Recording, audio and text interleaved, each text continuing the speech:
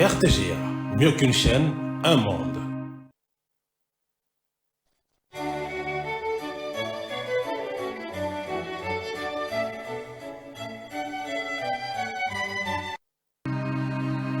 RTGA, mieux qu'une chaîne, un monde.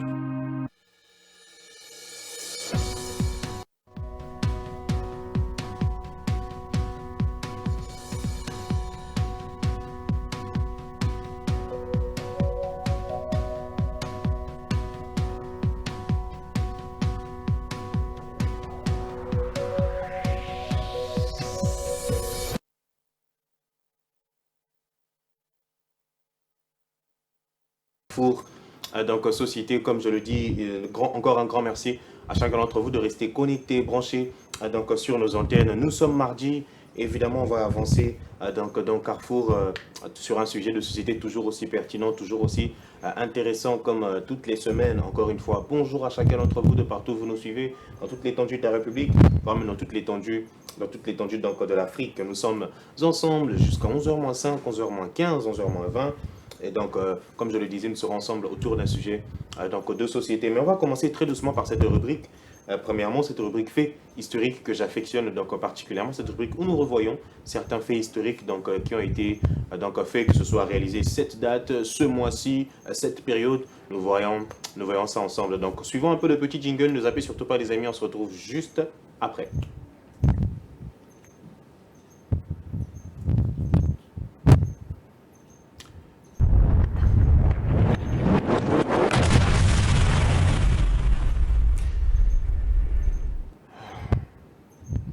Alors, fait historique, de quoi allons-nous parler donc ce matin?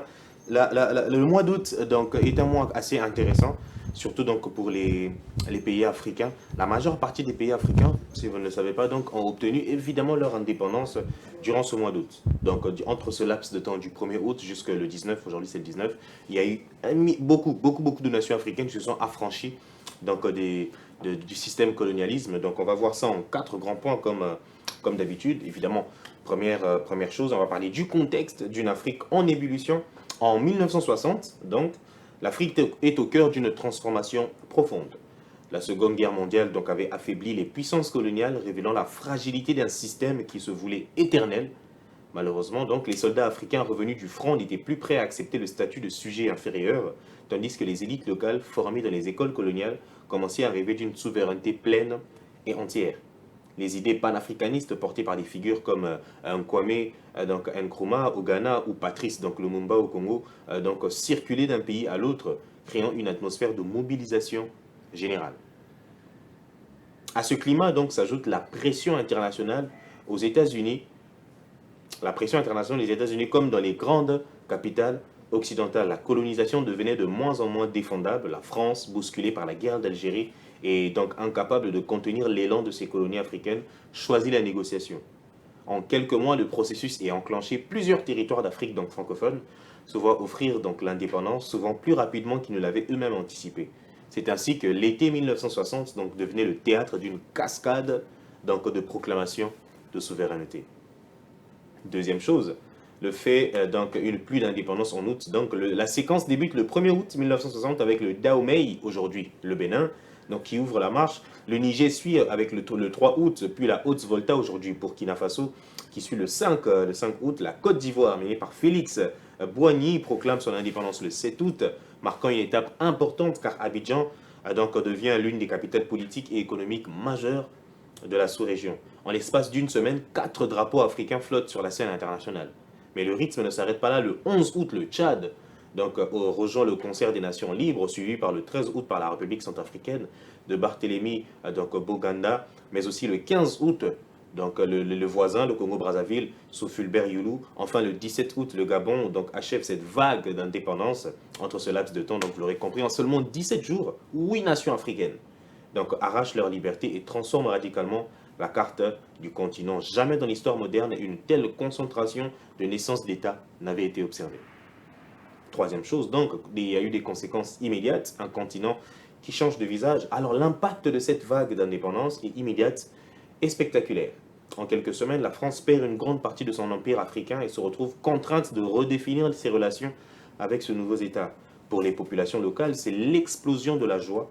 Des foules immenses donc, se rassemblent pour voir monter de nouveaux drapeaux, chanter de nouveaux hymnes même, acclamer de nouveaux présidents. L'Afrique entre sous les projecteurs du monde, donc non plus comme un territoire administré, mais comme un continent qui parle désormais d'égal à égal. Sorry. Cependant, derrière l'enthousiasme populaire, donc, des défis immenses surgissent. Ces jeunes nations doivent créer en urgence des institutions solides, une administration nationale, une armée et surtout une vision pour sortir du sous-développement. Beaucoup héritent de frontières tracées à la règle par les colonisateurs qui ignorent les réalités ethniques et culturelles locales. Cette fragilité structurelle est d'ailleurs un poids dès le départ et certains pays vont en souffrir lourdement dans les années qui suivront, d'ailleurs jusqu'aujourd'hui. Quatrième chose, donc, pour terminer, impact historique et mémoire collective. Malgré les difficultés, donc, l'été 1960 demeure dans la mémoire africaine comme un tournant donc, irréversible. Donc, ces indépendances ouvrent une ère nouvelle, celle de l'Afrique moderne, celle où les peuples reprennent la parole et tentent d'écrire leur propre destin. Elles renforcent le rêve panafricain et inspirent d'autres nations encore sous domination coloniale. Le Ghana de Nkrumah n'est plus seul. Désormais, l'Afrique noire francophone se dresse, elle aussi, dans le concert des nations. Aujourd'hui encore, chaque mois d'août est marqué par des célébrations nationales dans ces pays. Les commémorations donc, rappellent à la fois la victoire de la liberté et le poids des responsabilités qui en découlent. L'indépendance n'était pas un cadeau, ni quelque chose qu'on appelle Chancelo Kopamba. C'était le fruit d'un long combat, d'un rapport donc, de force et d'une détermination inébranlable. Cet héritage nous enseigne que la liberté est toujours un choix courageux et qu'elle s'accompagne du devoir de la défendre et de la fructifier. C'était donc tous les amis pour notre rubrique fait historique ce matin. On a vu que le mois d'août est un mois assez important donc, pour l'histoire africaine. On a vu cette succession donc, de nations, 11 nations au total qui ont eu, qui ont eu leur indépendance donc, dans l'espace donc, de 2 semaines. Et évidemment, nous encourageons toujours cela. Comme je l'ai dit vers la fin, une indépendance, ce n'est pas forcément un phénomène qu'on appelle Chancelo Kopamba, mais c'est vraiment quelque chose qu'on arrache avec des combats, qu'on arrache avec des sacrifices et qu'on fructifie donc évidemment. On va prendre une petite pause les amis, histoire d'avancer évidemment en chanson, donc un peu doucement dans cette émission. Puis on va se retrouver juste après, on va discuter un peu du thème, puis on va donc prendre encore une pause, puis on va se retrouver donc avec nos magnifiques invités. Ne zappez surtout pas les amis, on se retrouve juste après la pause.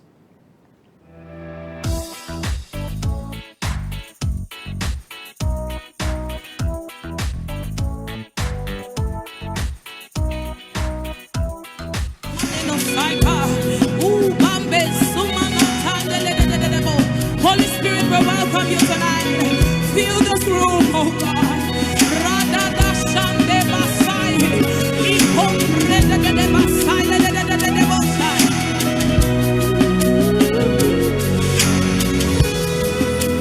The atmosphere is changing now.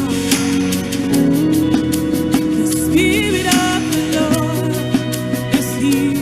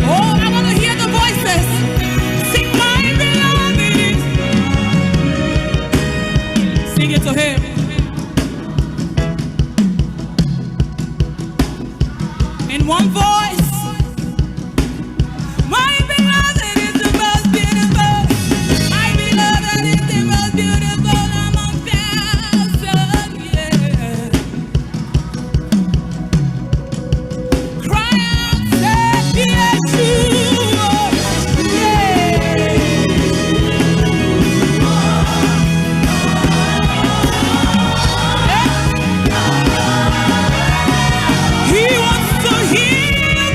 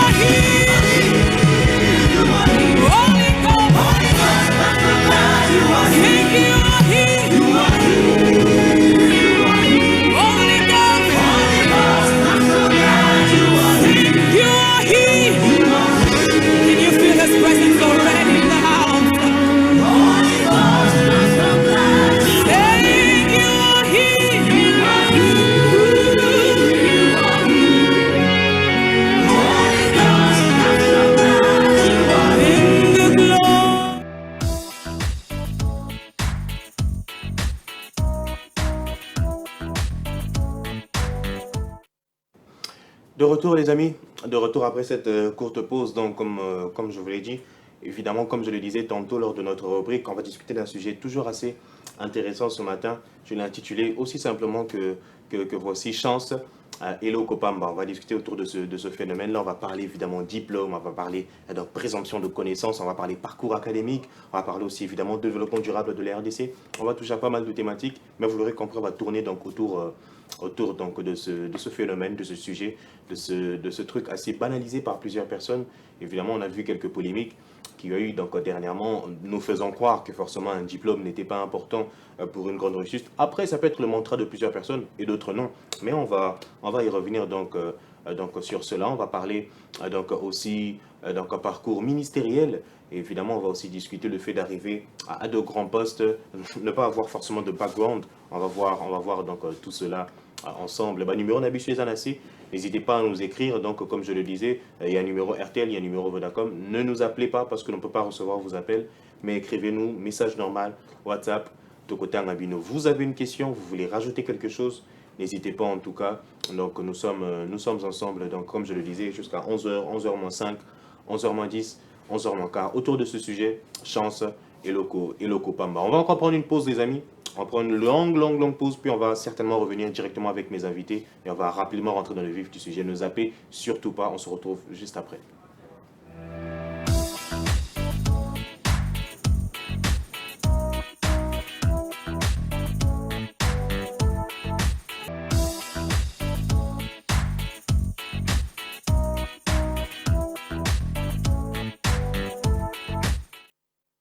De retour les amis, de retour sur ce plateau, comme on l'a dit tantôt, nous sommes ensemble donc jusqu'à 11h, 11h-5, 11h-10. Encore une fois, bonjour à chacun d'entre vous et de partout où vous nous suivez, à l'intérieur du pays, voire même à l'extérieur, donc dans toute l'étendue de l'Afrique. On reçoit parfois des messages d'Angola, donc de l'Afrique du Sud, etc. Encore une fois, grand merci à vous de continuer à nous suivre via Canal+, voire même donc, derrière certaines applications sur nos téléphones portables. On va discuter, comme je le disais, d'un sujet assez pertinent donc ce matin, Chance et Lokopamba. On va discuter autour de ce fléau. On va parler évidemment méritocratie, réseautage, donc éthique, responsabilité, et voir aussi ce rapport entre jeunesse et compétences, et parler des diplômes, des inégalités d'accès à l'éducation, voire à toutes ces choses-là, mais aussi du parcours académique, parcours ministériel, et aussi le poids du regard social, parfois même sur les études faites, les études non faites. On va donc discuter sur cela. Mais avant ça, je vais évidemment présenter mes magnifiques invités. Je commence par celui qui est à ma gauche. C'est une première, mais pas la dernière fois. Bonjour, Serge Cédric. Oui, bonjour, Charlie. Comment ça va ce matin? Oui, ça va, Dieu fait grâce. Magnifique. Je tenais à vous dire merci sincèrement pour l'opportunité que vous m'accordez de partager, n'est-ce pas, ensemble ce beau cadre qui est la RTGA.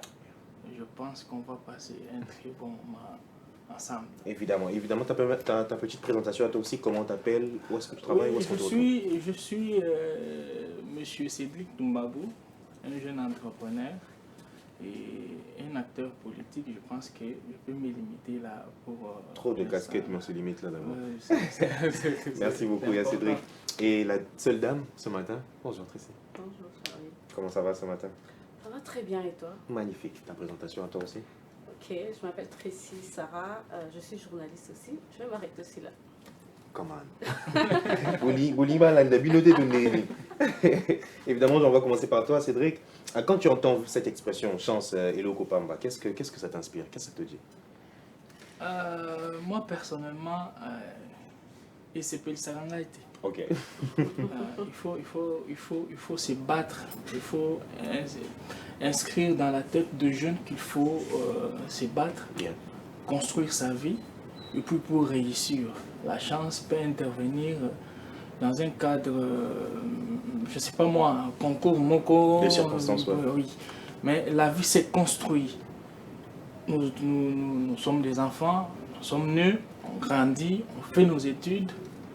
Avec une projection claire et nette. On s'est dit, malgré que les pays ne nous donnent pas la chance de prévoir comme il faut, comme dans d'autres pays, au côté de la classe, aussi d'ici, oui, que je veux faire telle ou telle autre chose. Parce que les pays forment les gens en fonction de ce qu'ils veulent demain. Malheureusement, chez nous, ce n'est pas faisable. Mais cela ne donne pas l'occasion de dire aux gens, chance et loko pamba, comme pour dire, hein, la offrande nanga. Ça viendra. Et tout est côté. Cette expression-là, moi, ça ne m'arrange pas. Parce que je n'aime pas la facilité. Moi. Évidemment. Il faut se battre et mériter. Mériter. Très profond ce que tu dis, Cédric. Merci. Qu'est-ce que toi tu dis par rapport à cela, Tracy? Tu es du même avis? Un peu, légèrement. Ok. Mais je crois que aussi, au-delà de la chance, ce qui peut déranger, moi, c'est les favoritismes. It's okay. Parce que la chance, on ne sait pas, parce que quelqu'un peut vous faire plaire à quelqu'un juste en vous voyant, travailler, peut-être la personne dit, bon, cette personne a du potentiel, au-delà peut-être d'une formation quelconque, et cette personne se dit que je vais travailler avec elle, et puis après on évoluera. Mais après aussi, quand ça devient du favoritisme, c'est là que ça dérange. Parce qu'il y a d'autres qui sont là et veulent peut-être avoir un quelconque travail ou une quelconque opportunité, et vous favorisez peut-être cette personne parce que c'est quelqu'un de votre famille, ou bien c'est un proche, et ça dérange. On associe ça aussi évidemment à la chance, mais dis-moi un peu, Tracy, est-ce qu'aujourd'hui dans cette société, selon ce que toi tu vois, est-ce qu'on favorise plus le diplôme ou quelqu'un qui a des compétences? Bon, c'est que je relis tout ce que je disais déjà. Évidemment. On ne favorise pas plus que le diplôme parce que la plupart des gens, on a plusieurs personnes qui étudient dans nos universités et tout ça, mais on se rend compte que dans les grandes entreprises, surtout de l'État, il y a vraiment plus ceux qui sont favorisés par rapport, pas seulement au diplôme, par rapport à la famille, mais par rapport seulement aux connaissances. Évidemment. Donc on prend seulement les gens qu'on connaît ou bien pas par rapport à leurs compétences, et ça, surtout si on voit ça de près, ça dérange. Donc, moi, je ne sais pas, je ne pourrais pas dire qu'on favorise plus les quoi, ceux qui étudient bien, ceux qui sont connus, mais tout dépend en fait de votre capacité à chercher par exemple du boulot, votre capacité à chercher, à aller vers les personnes qui pourront vous permettre d'évoluer dans un quelconque domaine. Et parce que la plupart des gens ont cette facilité à dire ça et tout, mais ils sont assis dans leur coin. Est-ce qu'ils ont déjà fait même une semaine pleine à sortir chaque matin et à chercher? Bah, si tu te renseignes, tu verras qu'ils n'ont jamais fait. Mais ils sont assis dans un coin et puis à trop de dire que ouais, on favorise telle personne parce qu'ils se connaissent et tout. Mais après, t'as jamais cherché, donc c'est un peu chez nous, donc voilà, un peu comme ça. Très intéressant ce que tu dis. Je me retourne vers toi encore, Cédric. Évidemment, pour parler du sujet phare, ou plutôt de cette polémique phare, ce débat autour des nominations de certains jeunes ministres qui n'ont pas forcément de parcours académique. Toi, comment tu juges ça? C'est un gros scandale ou c'est une sorte d'opportunité? Oui, merci beaucoup. Je vais d'abord essayer un peu de répondre sur ce que... Tracy. Tracy, je ne vais pas massacrer son nom. Ce qu'il disait par rapport au diplôme. C'est quoi un diplôme? C'est juste une attestation d'un parcours académique où je peux encore dire c'est vraiment une présomption, comme on l'a dit, de connaissance. Ok? Et quand on est diplômé, c'est théorique de compétence. Et la compétence, quand est-ce qu'on est compétent? On n'est pas compétent parce qu'on a 5 diplômes. On n'est pas compétent parce qu'on était à l'université. La compétence, on juge de la compétence dans l'exécution de son travail. Vous êtes ici pour juger que vous êtes compétent ou pas. C'est pendant l'exercice de vos fonctions qu'on dira que vous êtes compétent ou pas. Et ces diplômes nous permettent juste de dire Tracy a suivi un parcours académique normal avec son diplôme, ça lui permet d'exercer telle ou telle autre fonction. Mais ici chez nous, retenons que ce n'est pas ce qui se passe. Même quand Tracy dit que les gens restent chez eux, ils ne cherchent pas, on cherche les boulots ou comment? Est-ce que nous avons tous, moi j'ai étudié ici chez nous au Congo, est-ce qu'on nous montre comment on cherche un travail? Est-ce que d'ailleurs le système éducatif que nous avons, parce que tout part de là, parce que c'est l'université qui forme les cadres de demain, c'est l'école qui forme les cadres de demain également. Maintenant, dites-nous, entre nous soit dit, est-ce qu'il y a une orientation spécifique et claire dans nos universités montrant aux jeunes, après ce site, voilà, tu peux aller là, toquer. Ça n'existe pas. Malheureusement. Aujourd'hui, pour avoir un travail au Congo, avoir accédé à un emploi, même dans les domaines publics, voire même privés, il faut avoir un branchement. Viens quelque part pour te booster. Et à ce moment-là, compétent ou pas, on te met là-bas. Alors, c'est une situation déplorable que nous, étant jeunes, moi je suis très heureux. Quand je nous vois déjà, d'abord ici dans ce plateau, on est jeunes, on essaie un peu de réfléchir. Yeah. Et il n'y a pas que nous. Il y a d'autres jeunes qui prennent des initiatives. Je pense d'ici quelques années, on peut prendre notre destin en main. Parce que si on se laisse entre les mains de nos vieux, la plupart ont joué à leur mission. Parce que... Donc, pour répondre à ma question maintenant, scandale, oui, je reviens aux nominations du gouvernement. Yeah. Quand on voit certains jeunes qui n'ont pas forcément de parcours académique, qui n'ont pas forcément de parcours même ministériel, mais directement propulsés en tête d'affiche, scandale ou opportunité? Oui. Non, je ne peux pas qualifier ça de scandale. It's okay. Mais bon, s'il y a un profil d'un jeune qui a un peu frôlé la toile, c'est la ministre de la Jeunesse. Yeah. Comme c'était le cas avec celle qui était là-bas.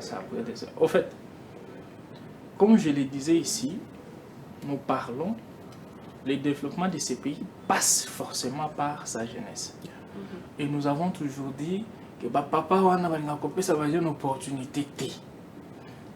Maintenant qu'on donne l'opportunité aux jeunes, il faut accorder un minimum de chance. Côté tout le monde a à l'œuvre.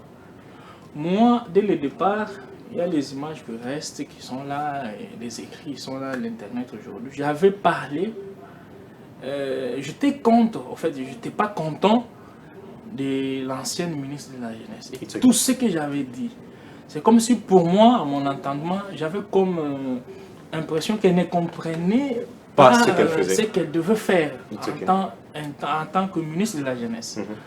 Et celle qui vient d'arriver, au-delà du fait qu'elle est un peu extravagante, il faut qu'on le dise, hein? Bon, c'est la jeunesse, c'est une jeune et tout ça. Mais il faut qu'on la laisse un peu travailler. Son parcours académique, jeune. Quand on accède à une fonction, tous auront attitude de soyons sobres en fait. Joie en plaire, il y a responsabilité aux yeux. Il y a des choses qu'il ne faut pas faire. Évidemment. Parce que le chef de l'État, le président de la République, avant de prendre son ordonnance, ça veut dire qu'il y a un poste, il y a un profil. Tout ça est allé maquiller de près. Okay? Il est nommé. Rien que pour la signature du président. Okay. Parce qu'en tirant sur cette dame-là, c'est en réalité sur le président qu'on tire. Parce qu'on se dit, mais comment le président peut nommer quelqu'un qui n'a pas de diplôme? Yeah. Alors, on les laisse. Parce que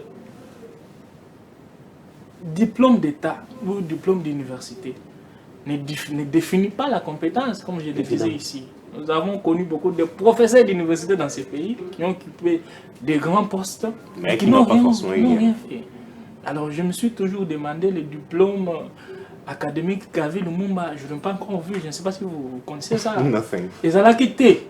Mais cela n'a pas empêché le Lumumba d'être ce qu'il est aujourd'hui pour nous. Il est mort depuis longtemps, mais il vit en nous jusqu'à aujourd'hui. Alors, diplôme ou pas, il faut qu'elle nous prouve de quoi elle est capable pendant l'exercice de ses fonctions. Nous sommes un pays agressé et on enrôle des forces, les jeunes dans des groupes armés à l'Est. On tue les jeunes ici à Kinshasa par manque d'encadrement adéquat. Les jeunes se retrouvent aujourd'hui dans les rues à Kinshasa, Bakuna, Bazé, Belé. Énormément. Alors, qu'elle devait faire la ministre? Quelles sont les initiatives dans ses attributions? Qu'est-ce qu'elle peut faire comme activité pour galvaniser tous ces jeunes-là pour enfin permettre la construction de ces pays? Merci beaucoup, Cédric. Je me tourne vers toi dans cette récit. Dans la même lignée, c'est vrai, le diplôme ne garantit pas forcément donc, les compétences, mais après, ce que Cédric a dit aussi, c'est important. Il faut aussi laisser le temps à une personne aussi de travailler. Mais après, si ça ne marche pas, elle va finalement prouver à tout le monde que bon, elle n'a pas fait parce qu'elle n'avait pas de parcours. Comment toi, tu vois ça? Tu penses aussi qu'un diplôme, ce n'est pas forcément ce qui garantit donc, une compétence pour un poste? Ou pour ce genre de poste, il fallait seulement qu'il y ait un parcours académique adéquat?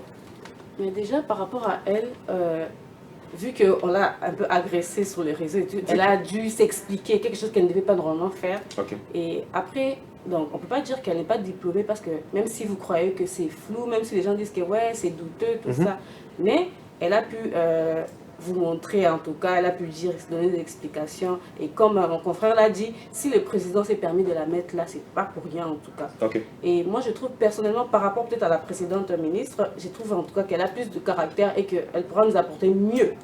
On espère en tout cas. Ouais, parce que c'est la précédente en tout cas, c'était un peu chaotique. Compliqué. Oui, c'était très chaotique de mon point de vue. Et par rapport à ce que tu dis, moi je trouve que le diplôme accompagne juste la compétence. Ok. Parce que on peut pas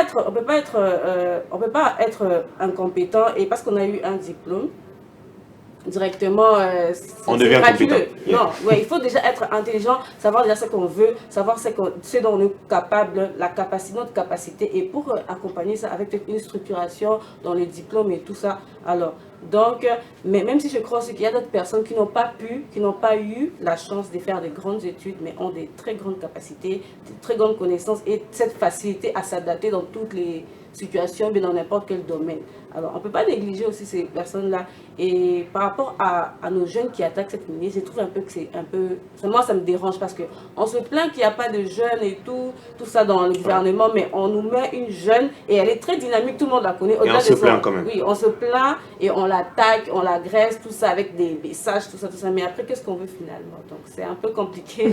Mais moi, en tout cas, comme je l'avais dit aussi sur les réseaux, je la donne la chance parce que je trouve qu'elle est très dynamique, elle est très imposante par son caractère et je crois qu'elle fera en tout cas mieux que la précédente. On l'espère en tout cas. Avant que je revienne vers Cédric, dis-moi un peu, Tracy, tu parlais de diplôme, évidemment, de compétences, mais on voit que la société aujourd'hui a un œil beaucoup plus regardant vers quelqu'un qui a un diplôme. Même s'il n'est pas compétent, mais juste s'il a son papier, il est beaucoup plus important, il est beaucoup plus... Pourquoi la société congolaise perçoit un diplôme comme forcément un gage de compétences? Après, je ne crois pas que seulement que la société congolaise, je crois que c'est partout. Okay. Mais c'est vrai qu'avec un diplôme, on est plus rassuré, même si on n'a pas encore vu ta compétence et tout. On sait quand même qu'il y a une certaine que quand même maîtrise. tu as fait un parcours et que tu sais maîtriser ce que tu as écrit dans ton CV. Mais après, maintenant, on va vérifier ça après pour essayer un peu d'approfondir. Donc, je crois que normalement, c'est dans ce contexte-là que les gens peuvent s'épancher. Parce que tu ne peux pas venir main vide, main bredouille, et puis tu dis que ouais, je suis compétent en ça, en ça. Ils ne vont pas te croire. À moins que peut-être que tu aies peut-être un vécu et tout, tu peux quand même donner des preuves. Mais je crois que le diplôme, la facilité avec le diplôme, c'est que ça prouve quand même ce que tu dis, ce que tu avances et ce qu'il y a sur ton papier.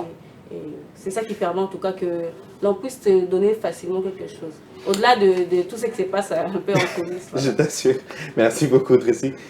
Cher Cédric, aux qualités de l'enseignement aujourd'hui au Congo, est-ce qu'on peut encore dire que les diplômes aujourd'hui ont de la valeur ou c'est des diplômes vides de sens? Aux qualités de l'enseignement, que ce soit en primaire ou même à l'université.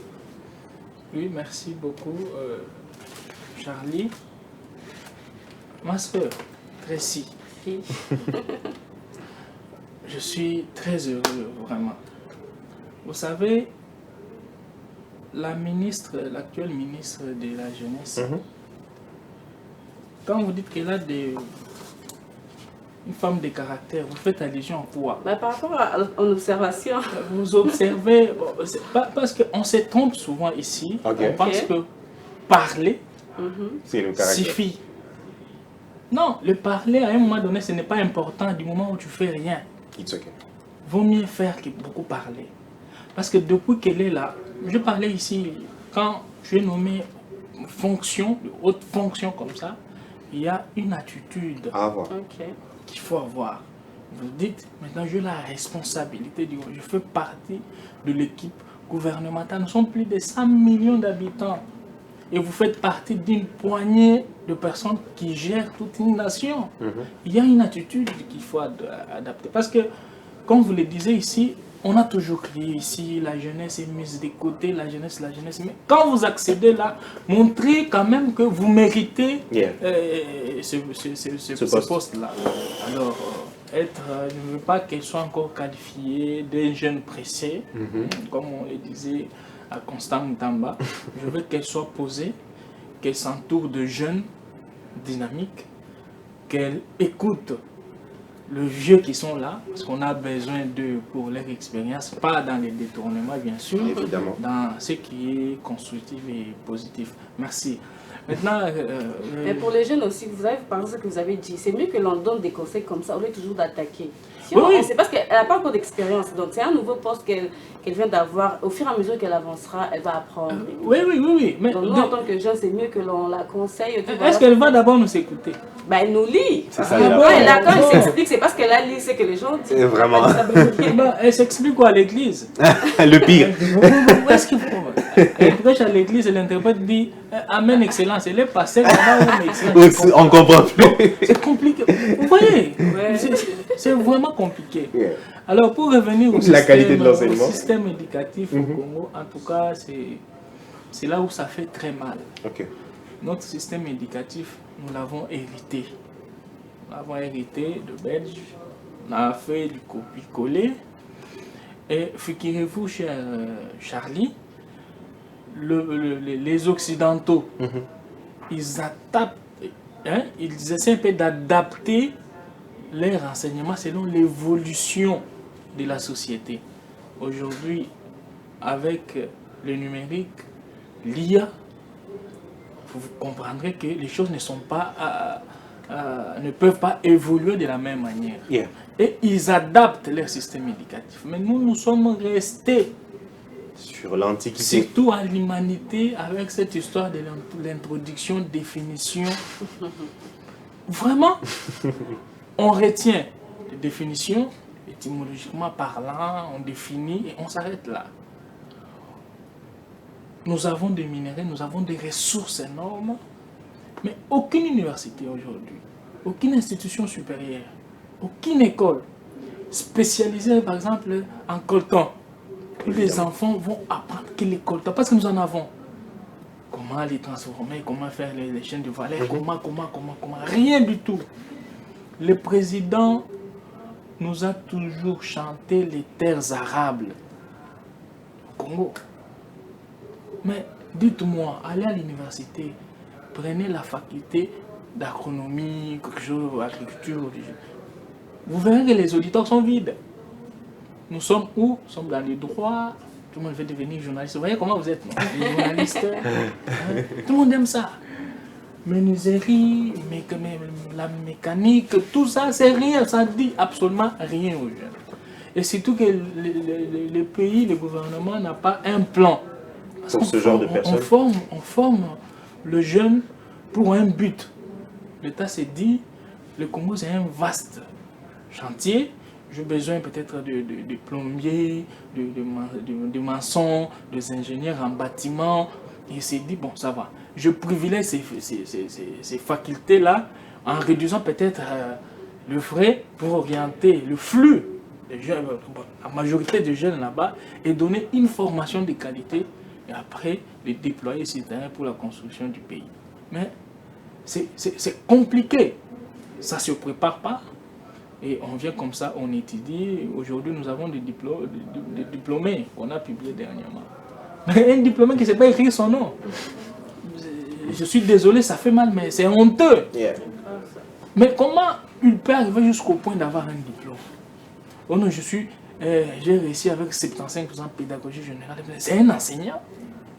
C'est un enseignant. C'est pour cela, dans la place Mokobo, dans une structure, on recrutait les gens.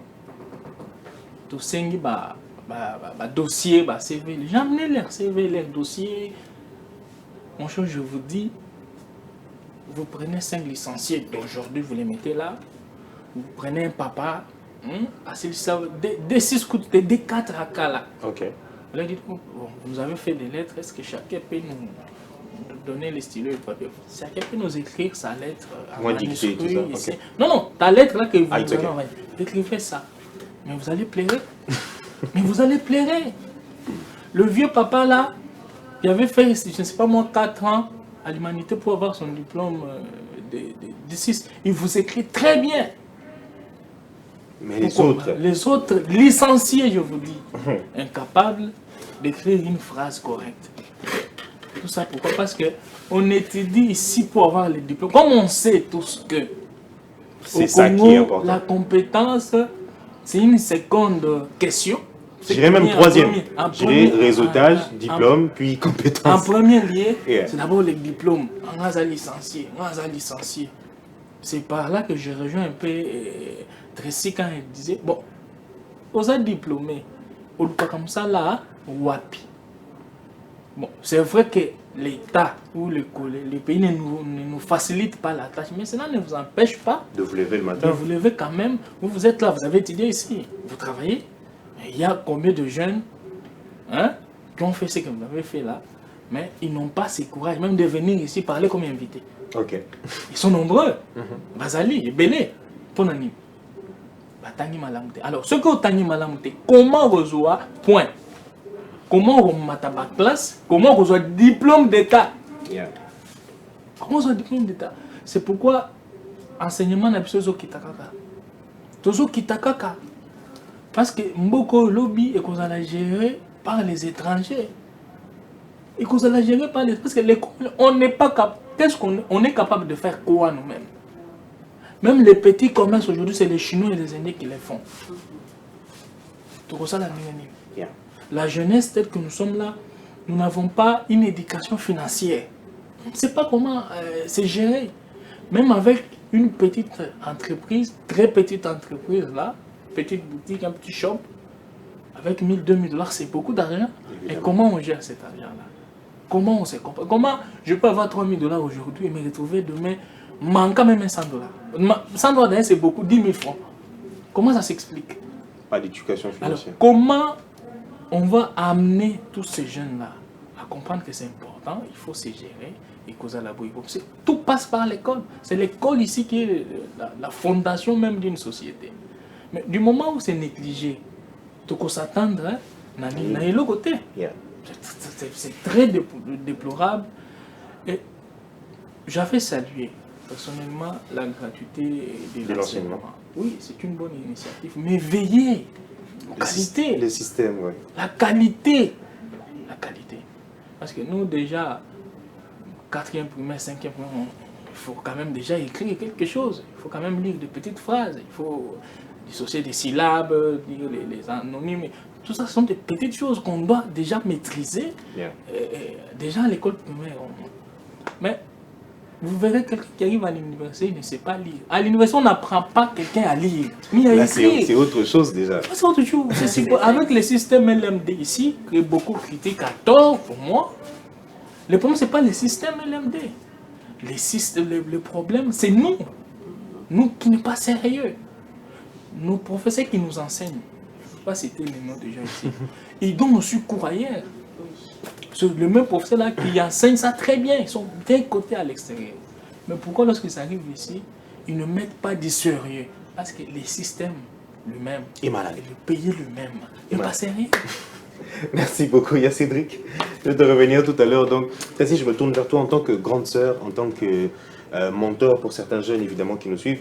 On discute aussi de ce truc de chancelier copain. Mais est-ce que toi, tu encouragerais beaucoup plus un enfant, ou plutôt un jeune qui te suit, à vraiment travailler, à vraiment se chercher, à suivre donc, un parcours assez adéquat, voire même à souffrir donc, pour se chercher, ou à compter sur la chance? Non, bien sûr que j'encourage en tout cas tous les jeunes à étudier, à apprendre, parce que, en tout cas, au-delà du fait qu'on étudie pour avoir un bon travail, avoir de l'argent, mais s'instruire, c'est très bien. On est dans un monde où pour vivre, pour bien évoluer, il faut savoir tout ce qui se passe à l'extérieur du pays, à l'intérieur du pays. Et donc, il y a plusieurs raisons, plusieurs bonnes raisons pour apprendre. Alors moi, j'encouragerais tous ces jeunes à bien apprendre. Surtout comme mon confrère vient de le dire, moi aussi, je suis très choquée de la qualité de l'enseignement de nos jeunes et tous ceux qui finissent... ceux qui ont eu leur bac récemment. Et si on voit des vidéos sur Internet, c'est pas que des blagues, hein. Il y a des autres qui sont vraiment vraies. Tu vois, un élève qui a fait combien d'années déjà 6 ans en primaire, et puis donc, enfin, plus de 10 ans, mais qui ne sait pas s'exprimer correctement, qui ne sait pas formuler une phrase correctement. Et c'est choquant. Tu te dis que cette personne, qu'est-ce qu'il va apporter à l'avenir? Après, l'éducation, c'est très important, parce que quand vous vous éduquez, vous permettez aussi de pouvoir aussi influencer les gens autour de vous. Après, ceux qui n'ont pas le moyen, moi je les encourage à faire un effort pour apprendre, parce que même si vous n'avez pas les moyens, au fur et à mesure que vous apprenez, vous permettez aussi, vous donnez aussi plus de chances pour pouvoir octroyer un bon travail ou bien même, comme on a dit, entreprendre quelque chose. Parce que c'est vrai que le pays n'est pas très bon par rapport aux emplois, par rapport à tous nos jeunes, mais avec beaucoup d'efforts, avec de la volonté, et je crois qu'une personne peut exceller. Pas besoin que l'on te mette quelque part, mais toi, si tu veux vraiment, tu seras différent de tes amis du quartier, tu seras différent de tes autres amis que tu as fait avec les études, et tu verras que ça sera facile pour toi de pouvoir... Je vais reposer la même question à Cédric, mais je commence par toi. Ouais. Dans ton propre parcours à toi-même, d'où est-ce que tu places le côté chance, côté effort personnel dans ton propre parcours? Tu penses que ça a plus été question d'effort, plus question de chance dans ton propre parcours à toi? Bon, dans mon parcours à moi, j'ai fait des études. Je ne crois pas que je parlerai de la chance au début parce qu'on a payé pour moi des études. Et j'étais une élève très assidue qui aimait apprendre au-delà de l'apprentissage que mes professeurs m'ont donné. J'étais quelqu'un qui aime aussi s'auto-apprendre. Donc, j'ai fait des recherches et tout ça.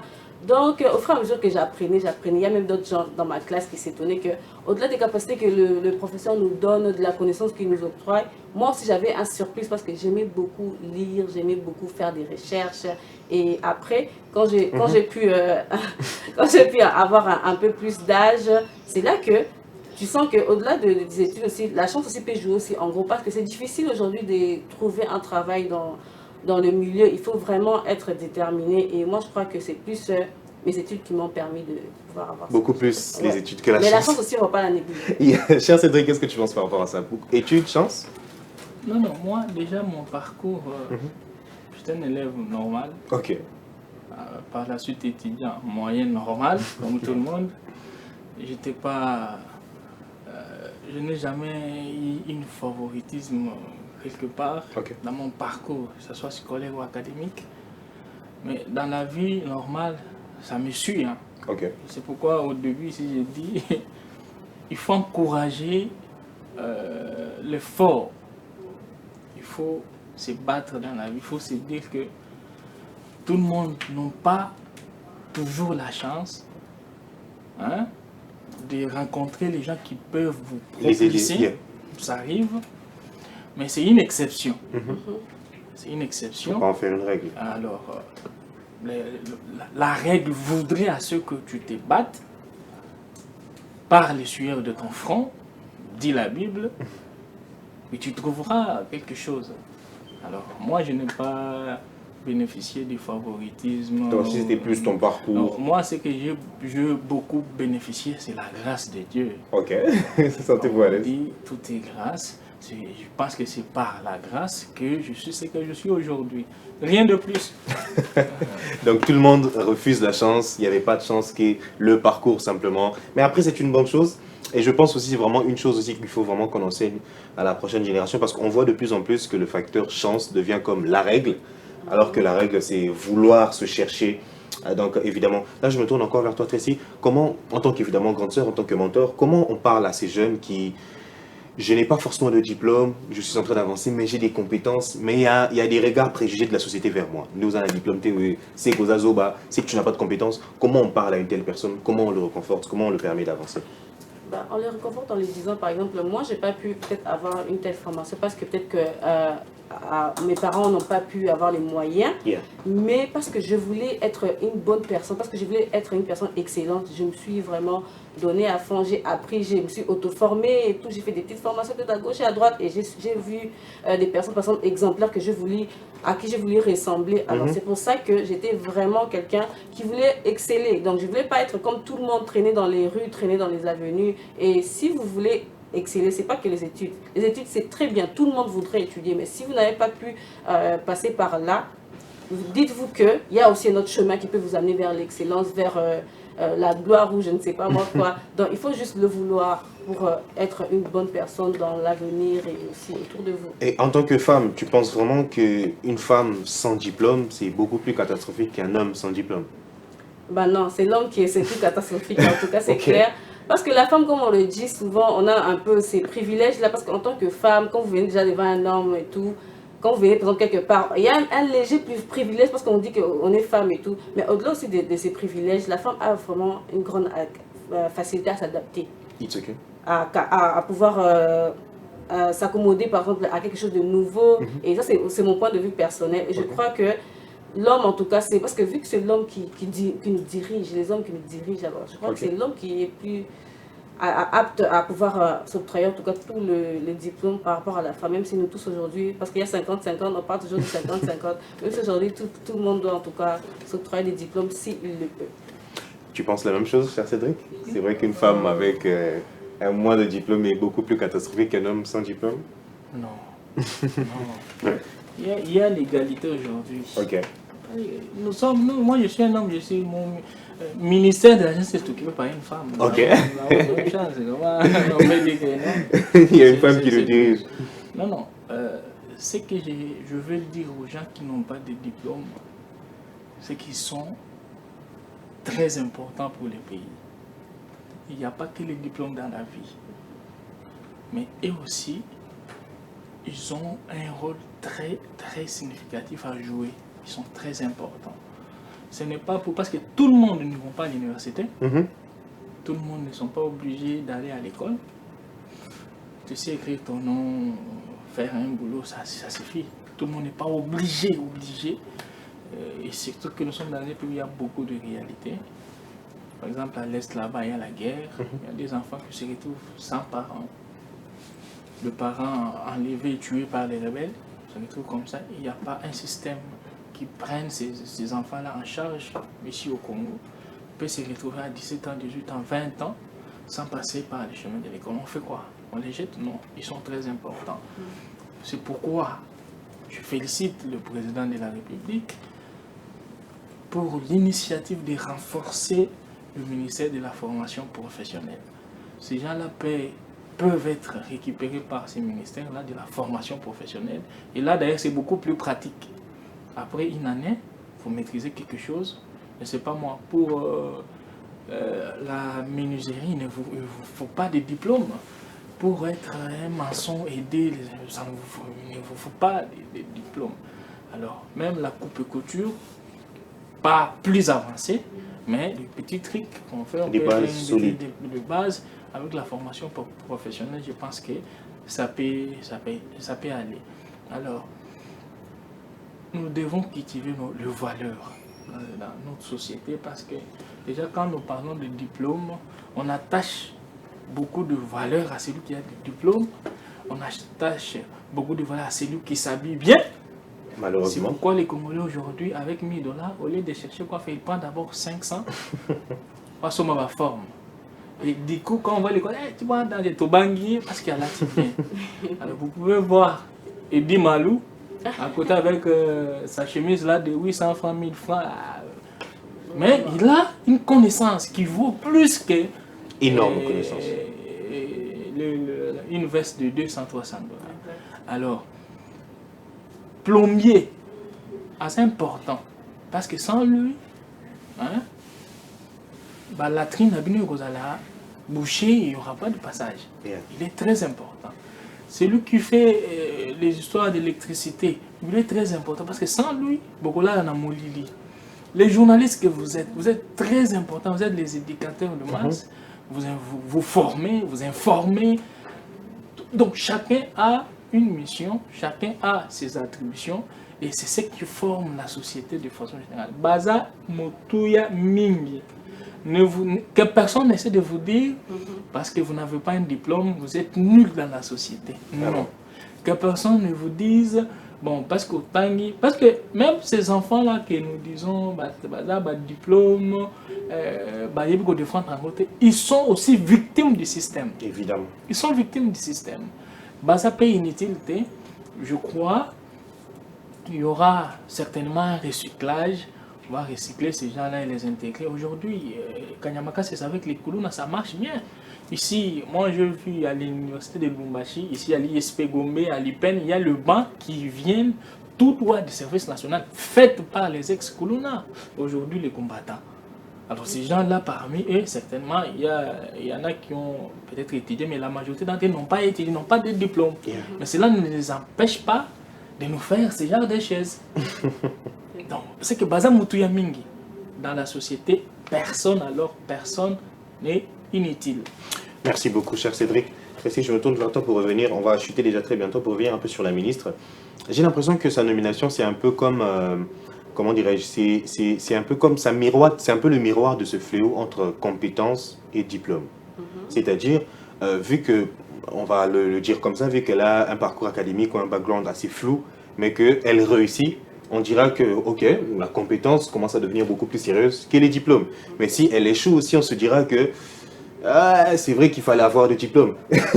Comment tu juges ça? Tu penses que si elle réussit, ça va vraiment être un changement littéral pour la perception que la société congolaise a des diplômes et donc de certains documents?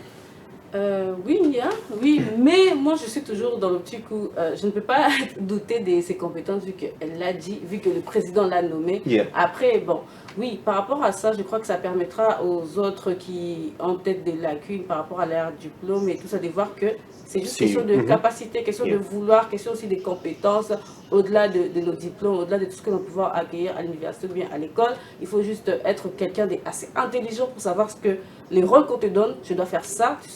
Est-ce que je suis capable, bon, si tu es là derrière ça, qu'elle est capable, est-ce que je peux aller au-delà de ce qu'on m'a demandé ou bien je peux apprendre au fur, parce que c'est un nouveau rôle qu'on la donne, un très très grand rôle, parce que c'est de toute la République que l'on parle là. Alors donc, elle doit, si elle est déterminée, si elle veut vraiment rapporter quelque chose de nouveau et prouver aussi à toutes ces personnes qui la critiquent, qui veulent la descente, que malgré vos critiques, malgré vos doutes, mais voilà ce que je peux proposer, voilà ce que je peux donner. Et après, ça permettra aussi aux autres aussi d'être plus sûrs, d'être plus convaincus par rapport à leur capacité au-delà de leur diplôme qu'ils peuvent avoir. Très intéressant ce que tu dis. Évidemment, comme je disais, on est en train de chuter pour parler maintenant des perspectives. Évidemment, on a parlé parcours, on a parlé donc de conseils donc à la jeune. Si on pouvait retenir au moins 2 ou 3 choses, si déjà toi-même, si tu pouvais retenir 2 ou 3 choses, évidemment de ton parcours, mais que tu aimerais évidemment aussi enseigner à ces jeunes qui nous suivent, qui veulent se chercher, qui ont peut-être aussi fait l'université ou qui n'ont pas fait l'université, mais qui veulent se chercher justement. Quel est le conseil que toi tu leur donnerais? Mon petit conseil que je donnerais à toutes ces personnes, il faut juste se dire, il faut vouloir quelque chose. Il faut avoir une vision. Parce que quand tu n'as pas de vision, tu es là, tu as envie, tu critiques, mais tu ne sais pas ce que tu veux toi-même déjà. Quand tu veux quelque chose, donne-toi les moyens. Parce que les moyens, ce n'est pas seulement financier, c'est la capacité, quoi, la volonté, peut-être les déplacements, oui, la volonté que tu peux proposer. Alors, donne-toi les moyens de pouvoir te battre pour atteindre une quelconque chose ou bien une quelconque étape. Parce qu'il n'y a pas que l'argent qui fait tout. C'est vrai que l'argent, c'est le moteur principal de notre société aujourd'hui. Mais le vouloir et aussi la détermination, c'est ça qui vous permet d'arriver à un certain niveau. Parce qu'il y a des gens qui veulent vraiment sauter à un grand niveau, qu'il faut aller petit à petit. Surtout quand on n'a pas peut-être les moyens ou bien les compétences acquises. Il faut aller petit à petit. Petit à petit. Et par rapport à ma propre expérience, moi, depuis que j'ai fini ma fac il y a quelques années, et je me suis battue. Les premiers boulots que j'ai eu, c'était un petit boulot. Mais par rapport à d'autres personnes, ils auront dit, ah non, je suis licenciée, je ne peux pas faire un tel travail. Mais moi, je l'ai fait. Et j'étais très, très tranquille. Toutes les personnes avec qui j'ai travaillé s'étonnaient. Mais toi, tu as fait des études, et tu dis, mais on commence quelque part. Et en étant dans ce boulot-là, il y a une personne qui a pu me ramener à un autre boulot. Donc, c'est quand on part quelque part qu'on peut aller encore plus loin. Alors, il y a des personnes qui sont là, qui se disent pas que, qui se disent seulement qu'ils sont là assis, ils se disent que, ouais, j'attends et tout ça. Avec mes licences, la faut pas fameuse bureau. chance et tout ça, il faut faire un bureau et tout. Mais c'est là que ça ne fonctionne pas. C'est là que si on est limité, notre jeunesse aussi elle est limitée. C'est pour ça qu'on ne peut pas évoluer. En tout cas, il faut avoir une vision. Moi, j'avais une vision. Je me suis dit que je vais arriver à tel endroit. Et là, je ne suis pas encore arrivée, en tout cas. Rassurez-vous, mais j'ai un endroit où je sais où je vais. Je sais ce que je veux pour ma vie, pour mon avenir. Et j'y arriverai. Avoir une vision et commencer évidemment même petit. Parce que la vie, c'est vraiment une étape par étape. Qu'est-ce que tu diras par rapport à ta chère donc Cédric? Ton conseil à toi? Oui, merci Tracy. Ce que vous avez dit, c'est très important et c'est inspirant en même temps. Okay. Vous savez, il faut se battre avec un but. Lorsqu'on n'a pas un objectif, on ne sait pas ce que nous faisons. Il faut avoir une vision et rester derrière cette vision-là. Je peux le dire autrement, il faut avoir les idéaux, les défendre coûte que coûte. C'est dire, s'il faut mourir, je veux mourir, mais en défendant ça. C'est comme un militaire qui meurt avec l'arme à la main. Un militaire ne peut pas jeter son arme et fuir, il va mourir avec ça. Évidemment. Parce que c'est le mental d'acier. Il faut se dire que dans le parcours, il y aura toujours des embûches, il y aura toujours des épines, Mais c'est face à toutes ces difficultés-là qu'on va se battre et avoir d'ailleurs une histoire à raconter aux gens. Alors, la facilité dans la vie, il y a les gens qui ne connaîtront pas toutes les difficultés que nous connaissons, Évidemment. nous avons connues. C'est une exception, une poignée de main de quelques personnes. Mais nous, de la classe populaire, parce que quand vous prenez la pyramide, vous avez l'élite, la classe moyenne et la masse populaire. Yeah. Nous qui sommes dans la masse populaire, nous les babous-là, nous devons avoir une idée, une vision De là où nous allons. de là où nous allons et ce que nous voulons. On ne peut pas toujours critiquer, mais après, vous proposez quoi? C'est quoi l'alternative? C'est ce que j'ai toujours su condamner chez les opposants congolais. Parler. Mais on sans n'agit pas. proposer. Vous ne proposez pas. Alors, étant jeune, moi, bien qu'on n'est pas là pour parler de ma vie, nous avons connu des problèmes, nous avons connu des Ah non, mais il faut difficultés. parler. Hein. Ah bon, dans un autre cadre, bien sûr. Mais cela ne m'a pas empêché de poursuivre mes objectifs et ce n'est pas encore terminé. On se bat et on avance toujours. On avance. Quand on dit avancer, ce n'est pas que tout semble aller, tout est bon. Non, non. Il y a toujours des problèmes. Le président, il a aussi des difficultés à son niveau. Yeah. Donc, chaque personne a ses problèmes, ses difficultés à son niveau. Mais on essaie de se battre pour atteindre ce que nous sommes fixés comme objectif. Et donc, ne désespérez pas, avancez. Moi, je suis un croyant, je suis un chrétien. Bien que nous sommes dans un pays laïque, cela ne m'empêche pas de parler comme un chrétien, Évidemment. comme quelqu'un de la foi. Placez votre foi en Dieu, croyez en Jésus-Christ, et tout est possible. Merci beaucoup, donc cher Cédric. Justement, pour parler de foi, on va basculer vers nos deux derniers, donc comment dirais-je, on va parler spiritualité un tout petit peu, toujours en rapport avec donc, ce thème. Et là, je reviens vers toi avant que j'aille chez Tantine Tracy. Donc, alors, pourquoi on remarque que parfois certains chrétiens brillent, évidemment, malgré un faible parcours académique, alors qu'il y a des gens qui sont très très diplômés mais qui stagnent. Est-ce que c'est seulement une question de chance, de destin spirituel, ou on peut dire que c'est la grâce de Dieu simplement? Bon, tout est grâce, hein? Ok. Quand on dit tout est grâce, c'est que Satan aussi vit par la grâce de Dieu. Bon, les églises, Ok. c'est l'un des plus grands problèmes que nous avons dans notre pays, l'église au Congo. Comme je le disais tantôt, je suis chrétien, mais j'aimerais que les choses soient quand même ordonnées. Il faudrait qu'on laisse Constant Mutamba continuer son travail. Ok. Parce qu'il voulait mettre de l'ordre aussi dans ça. Parce qu'aujourd'hui, tout le monde est pasteur. Hein? Il n'y a pas de règles. Tout le monde est pasteur. Et vous avez des cultes qui vous commencent à 7 h du matin lundi. Lundi, s'il vous plaît. Culte, retraite. Mais je me dis, les gens vont travailler quand et comment? Parce que déjà, étant chrétien, je sais déjà que ce qui sauve ou ce qui guérit le malade, c'est la foi. Comme je crois en Jésus, et je crois qu'il peut me sauver. Il me guérit. Jésus lui-même l'a dit à une femme. Voilà. Vas-y, ta foi va guérir ton enfant.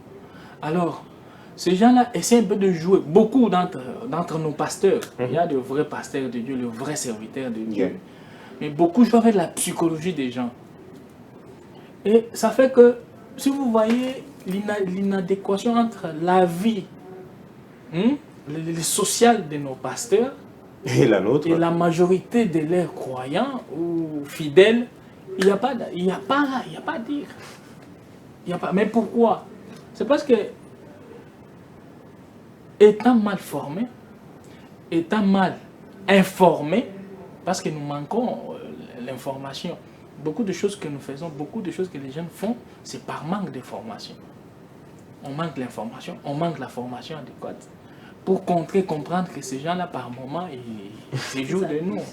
Parce que le pasteur vous dit des choses, c'est de dire demain, il se contredit, mais on est toujours là et on applaudit tout. Malheureusement. Alors, c'est très compliqué. Mais il faut, chaque chose a son temps. Yeah. Il y a un temps de prier. J'aimerais que les choses soient quand même très organisées. Et bon, j'étais quelque part, toujours dans cette ville, devant une église, une grande église, de plus de 2000 personnes à l'intérieur, mais on chantait, nous, à 10-15 mètres de l'extérieur, on n'entendait rien. Bouni quand même pour insonoriser, ça n'a pas pour ne pas déranger les autres. Mais vous verrez une église de 10 personnes avec des gros baffes comme ça, et c'est tous les quartiers qui étaient terrorisés. Ceux qui peuvent dire non, c'est les pires, je vous assure. Ah non, c'est grave. C'est grave. Alors, l'État n'a bu sur l'État congolais, gouvernement, faites au moins quelque chose. Yeah. Il faut que les choses soient quand même. On n'est pas toujours là pour critiquer, parce qu'on me dit, toi tu es là, yo critique. Non, bon, je commence à avoir du mal pour critiquer, oui, mais il le faut. Oui, il y a 3 personnes dans la salle, tu mets 2 baffles, c'est quoi le problème? Nous, les personnes qui sont aux environs de là où tu es, on est dérangés. Yeah. Peut-être que moi aussi, je viens de mon église, je viens à ce moment-là pour me reposer. Mais toi, tu commences. Mais toi, tu commences. Et toi, je vais te dire, non, toi, tu n'aimes pas Dieu. Je ne peux pas dire comment, je dis seulement pour. Et on comprend que nous sommes sous d'autres cieux, au Salimate. Évidemment. Au Salimate, au fond, on trouvera ça normal. Mais chez nous, pas normal. Pourquoi? Parce que, bon, on a accepté. L'inscription est dans l'ancien Ming. Je pense que, Konzi, Bamengakotala, boîte de nuit, terrasse, hein? Bamengako revoir pour que ville naturelle a quand même un côté positif enfin. Merci beaucoup Ya. Merci beaucoup Cédric. On va chuter vers ce sujet, toujours aussi pertinent, diplôme, études.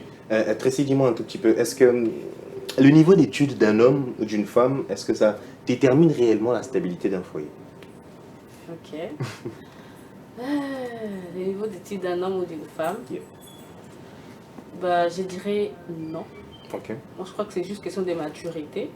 Parce qu'on n'apprend pas la maturité à l'école. Parce qu'on n'apprend pas la maturité à l'école. Oui, exactement. On n'apprend pas la maturité à l'école et tout ça. Vous pouvez avoir beaucoup de diplômes, la femme comme l'homme, mais si vous n'êtes pas mature, en tout cas, je crois qu'il y aura beaucoup de divergences, il y aura beaucoup d'incompréhension. Surtout que les gens jugent souvent les femmes qui ont fait plusieurs études, disant que ouais, les femmes qui ont aiment beaucoup parler, ils sont impolis, ils aiment et tout ça. Mais après, c'est pas tout le monde. Si tu es mature, tu donnes à ton homme sa place, peu importe qu'il est, peu importe ce qu'il a, je crois qu'il n'y aura pas de problème. Alors moi, en tout cas, je dirais non. Très intéressant ce que tu dis. Je me retourne encore vers toi. Il faut que j'écoute ton avis, cher Cédric. Le diplôme, ça garantit une stabilité dans le foyer? Non, la stabilité pour un foyer, dans un cas purement social, et revenons, parce que nous sommes Congolais, on parle comme Congolais à notre culture.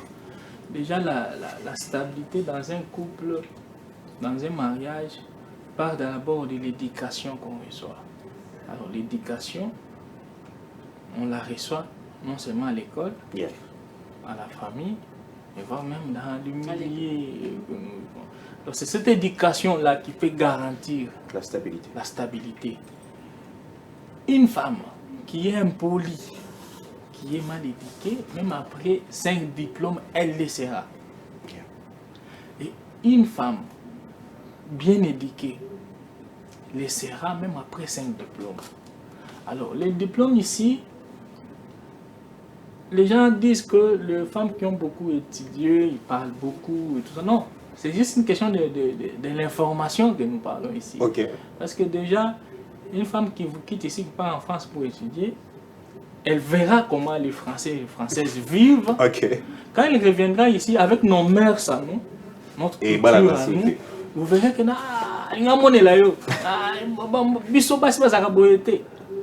ok, ce n'est pas aussi grave. Pour quelqu'un qui a aussi étudié, un homme comprendra que bon, de toutes les façons, la femme aura toujours sa place. Même en Europe, là, il est vrai que les systèmes judiciaires occidentaux est différent, favorise beaucoup plus les femmes, mais une bonne femme laissera sa place. On sait tous que, bon, surtout si on partage la même foi, on est chrétien. On sait que le christianisme, l'homme est le chef de la femme. cela ne fait pas de moi un roi avec ma domestique, non. C'est un roi avec qui a des sa responsabilités. reine. Il y a des responsabilités partagées. Il y a chacun a ses attributions. On peut s'entraider. En fait, le mariage dépend d'une personne, d'un couple à l'autre. Bien qu'il y ait des familles qui, quand tu n'es pas diplômé, te regardent d'une certaine façon. Mais c'est ce qu'on vient de dire ici tantôt. On accorde beaucoup plus. Hein, comme si le l'importance diplôme, au papier, comme si ça va garantir un bon mariage. C'est le diplôme qui définit une personne. Non. Par contre, c'est l'homme qui définit son diplôme. Ouais, les Américains sont beaucoup plus pragmatiques. Je viens, monsieur Charlie, vous voulez quand je vais devenir journaliste? Tu peux présenter, oui. Bon, faites-nous un papier, hein, exerce-toi. C'est quand tu le fais, non, oui, c'est bon, on te prend. Les dossiers viendront pour le processus administratif. Vous voyez? Chez nous, c'est pas ça. C'est l'administration d'abord, avant les compétences. Et vous êtes là, on vous engage et on se rend compte que... On s'est trompé. Il y a des entreprises publiques ici qui ont à leur sein la direction informatique. Mais lorsqu'il y a un grand travail à faire en informatique, on invite les experts, nous on invite les gens de l'extérieur pour venir Bâtiment informatique. Pourtant, ils ont toute une direction informatique. Voilà. On a embauché les gens, utilisateurs. Et ils sont payés. Et ils sont payés pour le travail qu'ils ne font pas. Vous voyez que non. Diplôme, on a couple ou pas, ça dépendra d'un couple à l'autre. Parce qu'il y a de ces choses-là, au cours qui n'est pas comme ce qu'il supporte avec sa femme. Je dis, mais mon frère, mais comment tu arrives à ces points? Comment tu connais de la maman sur la femme? Comment tu connais? Parce qu'il y a des gens qui se disent, bon, chérie, reste, moi je pars. Lui-même. Okay. Mais quand vous allez croiser quelqu'un en route avec le truc, vous partez, il est choqué. Il sera choqué. Alors que bon, le monsieur tout ça, non. Ça dépend, ouais. Chacun vivra son monde. Comme il l'entend. Merci beaucoup, Cédric. On est à la fin, les amis. Très très heureux d'avoir été donc avec vous. Je pense que je vais vous donner 2 secondes à chacun pour le mot de la fin. Si évidemment, dis-moi, Libangezali, sentez-vous à l'aise. On commence par la dame, donc évidemment, sentez-vous à l'aise. C'est ton mot de la fin par rapport à tout ceci. Et vas-y. Voilà, j'aimerais juste lancer un petit message à toutes ces personnes qui aspirent à de grandes choses. Comme je l'ai dit, je vais encore le répéter parce que la répétition est la mère de la science. Voilà, battez-vous pour vos rêves, battez-vous pour vos ambitions et voilà quoi, ça tout dépend de votre détermination et de votre vision. Parce que tout dépend de la capacité que vous vous donnez et le courage que vous vous donnez. Donc n'attendez pas que les autres viennent vous encourager. Et voilà, je remercie encore Charlie pour cette invitation. Ça fait toujours plaisir de passer ici. Et je salue toutes ces personnes qui me suivent, qui me connaissent. Et gros bisous aussi à ma soeur qui me suit très attentivement à la maison. À ton tour, donc, oui, cher. Merci beaucoup. Moi, je salue M. Génie Kandé. Il est fondateur de la fondation Fojeka. Cette fondation-là aide et assiste les plus démunis, sensibilise sur le climat. J'avais vu quelques actions au Congo central et ce sont des choses qu'il faut encourager et accompagner parce que ce n'est pas donné à tous nos leaders que nous avons, que ce soit religieux, politiques, de s'impliquer dans tout ce qui est climat. C'est rare. Et merci à toi, Charlie. Je suis très honoré, très content en même temps d'avoir participé au débat avec Tracy, une femme intelligente. Et je pense que, comme vous l'avez dit, ce n'est pas la dernière fois. Évidemment. Je salue également tous nos téléspectateurs qui nous ont suivis. Je pense que s'il y aura des remarques, on va commenter. Évidemment. On reste ouvert. Merci à vous donc les amis. Encore un grand merci pour vous qui nous avez suivis. Il y a des anniversaires, évidemment, comme toujours. Il y a notre excellent Djibril, donc Mpanzu, qui souhaite donc des anniversaires à 3 personnes donc différentes. Évidemment, je pense à Madame Rosita Kisonga Roro. Joyeux anniversaire donc à Madame Rosita. Vous le voyez donc avec les images qui sont en train de circuler. Mais aussi, il y a pour donc le deuxième, c'est Vincent Onokama, donc qui est aussi prénommé Lingala Facile. Donc vous le voyez. avec les images qui sont en train d'être développées sur l'écran. Joyeux anniversaire, donc, cher Vincent. Mais aussi, on va terminer avec Baker Lorev, caméraman institutionnel. Donc, joyeux anniversaire donc, à vous trois, de la part de l'excellent Djibril Mpanzou. Joyeux anniversaire donc à vous. Vous l'aurez compris, les amis, nous étions dans Carrefour Société. Un grand merci à vous qui nous avez suivis. Un grand merci à mon excellent réalisateur Michael Chioyo, et comme je le disais, à Djibril Mpanzou qui était derrière les caméras, mais aussi à Papa Pedi Pereira qui nous a supervisé même de loin. Une grande pensée ici évidemment à ce ministère que j'apprécie énormément, de la formation professionnelle. Une pensée à Maître Marc et qu'il a Likombo. Merci à chacun d'entre vous. Comme je le disais, merci aussi à mon directeur 33 Chitengue qui nous continue de nous faire confiance. On se retrouve jeudi pour Carrefour Religion et mardi prochain pour Carrefour Société. En attendant, portez-vous bien les amis et n'oubliez jamais, l'avenir, c'est aujourd'hui. À très bientôt.